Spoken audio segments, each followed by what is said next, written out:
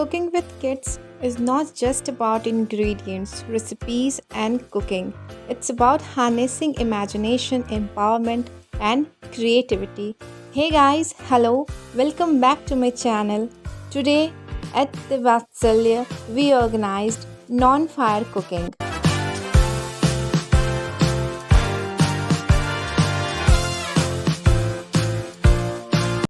Fireless cooking is just a start for the kids to learn cooking.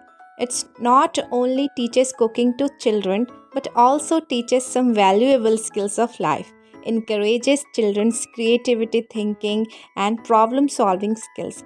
Sandwiches are cool, easy to make. It is the most simplistic form of making a fireless recipe. You don't need to put in a lot of effort into making sandwiches. With this, children improve their knowledge of basic skills like measuring, counting, and following the instruction. And our little chefs enjoyed all the session of non-fire cooking.